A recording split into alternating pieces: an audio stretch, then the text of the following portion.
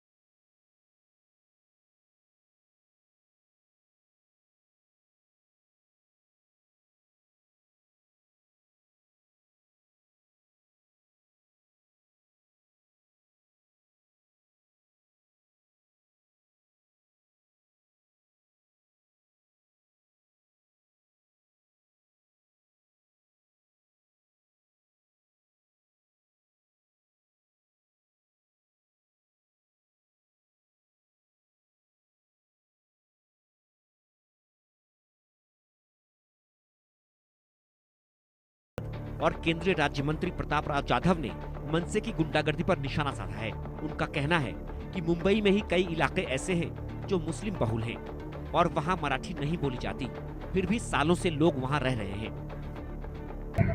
ये देखिए, हम शिवसेना ठाकरे और उनके कार्यकर्ता बोल रहे हैं कि मराठी हमारे महाराष्ट्र की मातृभाषा है। महाराष्ट्र में मराठी बोलना चाहिए और मराठी का सम्मान होना चाहिए, लेकिन ऐसा नहीं है कि दूसरे भाषाओं का भी सम्मान वहाँ पर होना चाहिए। सभी भाषाएं अपनी अपनी जगह पे श्रेष्ठ हैं और सभी लोगों को भाषा प्रिय है। महाराष्ट्र में भाषा के नाम पर जो आग लगाई जा रही है, उसकी लपटें महाराष्ट्र से बाहर भी पहुंच रही हैं। ठाकरे और उनकी पार्टी के खिलाफ हिंदू संगठन नाराजगी जता रहे हैं। हिंदू संगठनों का आरोप है कि भिंडी बाजार में सालों से रह रहे मुस्लिम समुदाय के लोग भी मराठी नहीं बोलते, फिर हिंदुओं को ही टारगेट क्यों किया जा रहा है?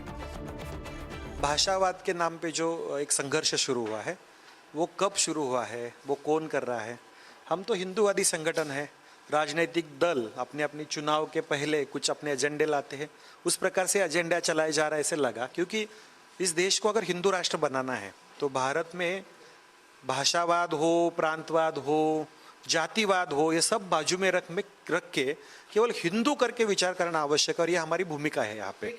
एक बात यहाँ पे है कि मारपीट हो या बाकी बातें हो, यहाँ पे अगर हो रही है वहाँ पे तो निश्चित रूप से वो गलत। इतने साल से अगर कोई वहाँ पे रह रहा है तो उन्होंने भी वो भाषा सीखने का प्रयास करना आवश्यक है। मातृभाषा है, आप उसमें बोल रहे, उसमें कोई दिक्कत नहीं है, लेकिन जहाँ पे रहते तो प्रयास तो होना चाहिए। बीते दिनों महाराष्ट्र के राज्यपाल सीपी राधाकृष्णन ने भी महाराष्ट्र में भाषा विवाद पर चिंता जताई थी। उन्होंने कहा था कि इसका असर प्रदेश में निवेश पर पड़ेगा, लेकिन राज ठाकरे को महाराष्ट्र की प्रगति विकास से कोई मतलब नहीं है। उन्होंने तो यहाँ तक कह दिया कि मराठी पहले है, निवेश बाद में। इसका मतलब है कि राज ठाकरे और उनकी पार्टी गैर मराठियों को पीटते रहेंगे, महाराष्ट्र में खुलेआम गुंडागर्दी करते रहेंगे। गैर मराठियों को पीटने की जितनी भी घटनाएं सामने आई हैं, उनमें किसी ने मराठी भाषा का अपमान नहीं किया। उन्होंने सिर्फ ये कहा कि वो हिंदी में ही बोलेंगे। महाराष्ट्र में मराठी अस्मिता का कार्ड सिर्फ चुनावी ही दिखता है, क्योंकि महाराष्ट्र के आम मराठी समुदाय को इससे कोई फर्क नहीं पड़ता कि सामने वाला मराठी में बोल रहा है या नहीं। तो क्या राज ठाकरे की गुंडागर्दी के खिलाफ आवाज नहीं उठनी चाहिए? आखिर मराठी गैर मराठी के नाम पर मनसे की गुंडागर्दी पर लगाम कब लगेगी? Bureau report, India news. तो लगातार भाषा विवाद जो है वो महाराष्ट्र में गर्माता चला जा रहा है और जिस तरीके से गैर मराठियों के साथ व्यवहार किया जा रहा है, खासतौर पर उत्तर भारतीय लोगों के साथ जो व्यवहार किया जा रहा है, उसको लेकर पूरे देश में कहीं ना कहीं आक्रोश देखने को मिल रहा है। महाराष्ट्र में भी जो लोग गैर मराठी हैं वो भी आक्रोशित नजर आ रहे हैं। उनका साफ तौर पर यह कहना है कि जिस तरीके से व्यवहार ये किया जा रहा है ये गलत व्यवहार है।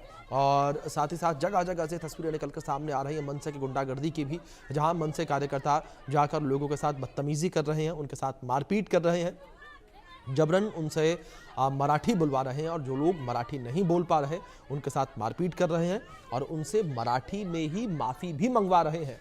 तो ये जिस तरीके से लगातार तस्वीरें जगह जगह से निकलकर सामने आ रही हैं, ये तस्वीरें बड़ी आम सी हो चली हैं इस वक्त महाराष्ट्र में और हर कोई इन तस्वीरों को देखने के बाद चिंतित है और लगातार ये कह रहा है कि मनसे की गुंडागर्दी लगातार जो है वो प्रदेश में बढ़ती ही चली जा रही है और सरकार को भी इस पर अंकुश लगाने के लिए कुछ न कुछ करना चाहिए। दूसरी ओर लोग सरकार को भी घेरते नजर आ रहे हैं। लोगों का ये कहना कि सरकार जो है वो भी काफ़ी ज़्यादा सॉफ्ट कॉर्नर दिखाती नजर आ रही है इस पूरे मामले पर, यानी कि काफ़ी ही ज़्यादा यहाँ पर सरलता से वो व्यवहार करती नजर आ रही है। सख्ती जो है वो नहीं बरती जा रही है, नरमी बरती जा रही है इन मनसे के गुंडों के साथ, क्योंकि पूरा मामला जो है काफी ज्यादा सेंसिटिव पूरे प्रदेश में होता जा रहा है। फिलहाल वक्त ब्रेक का है, बने रहे इंडिया न्यूज के साथ। Car insurance done. पॉलिसी बाजार से कराया।